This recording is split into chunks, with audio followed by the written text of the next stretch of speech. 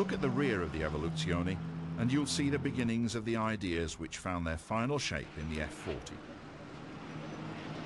It's clear that those two Evoluzione development cars were sacrificed in a good cause. But creating the F40 was not the real purpose of the Evoluzione. After Group B died, the car was developed as a pure design exercise. Every last ounce of performance was squeezed out of the engine with bigger turbochargers and advanced electronics. In addition, it drank nothing but racing fuel, in the days when racing fuel was pretty potent stuff. As for the bodywork, it's easy to see how the aerodynamicists have taken over from the stylists. And when it comes to the cockpit, it's obvious that the race car engineers and drivers have completely overcome any thoughts of road car fripperies.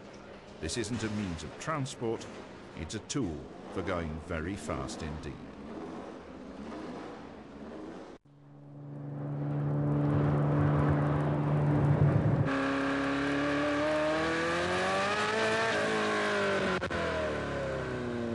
In 1987, Ferrari celebrated its 40th anniversary by introducing this car, the F40. It was designed to appeal to Ferrari's rich customers by offering them the opportunity to drive the closest possible thing to a real race car.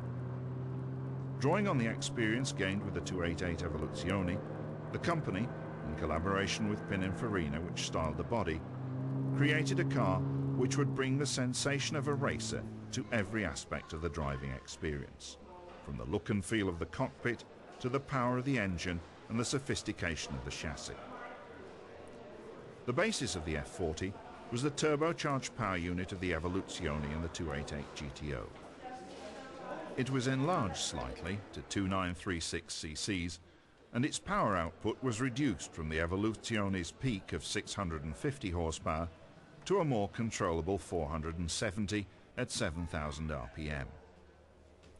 The idea of the F40 was that it should be race-bred, but not to the level of being a high-strung thoroughbred.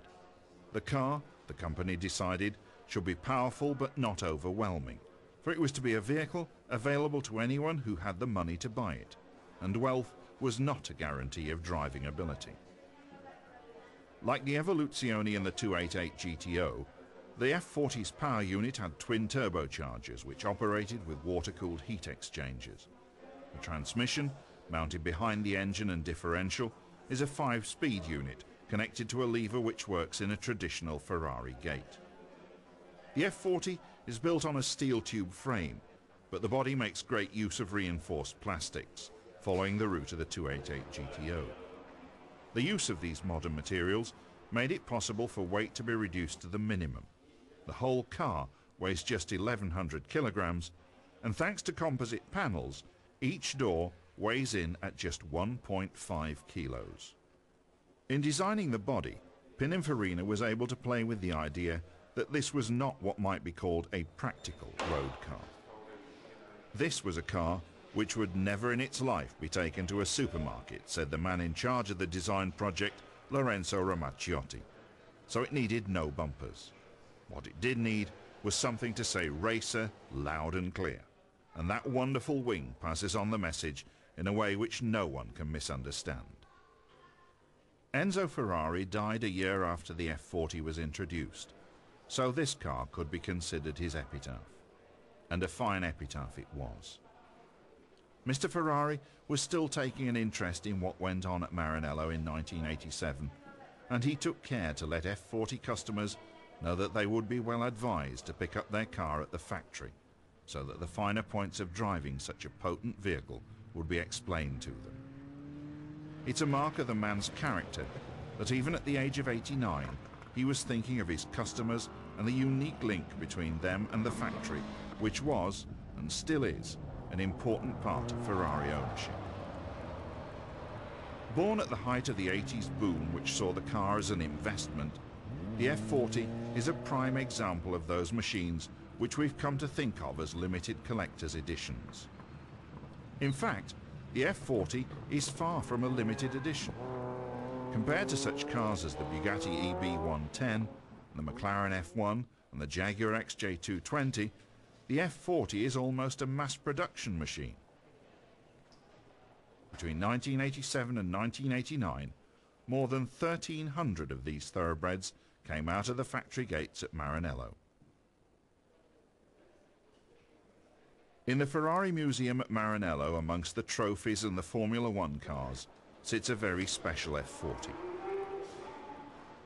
It's a racing special, built to take part in GT races, and it demonstrates the efficiency of the car's basic design. Despite the fact that it had gone out of production at the beginning of the 90s, in 1994 the F40 was competing in GT racing in the hands of private owners.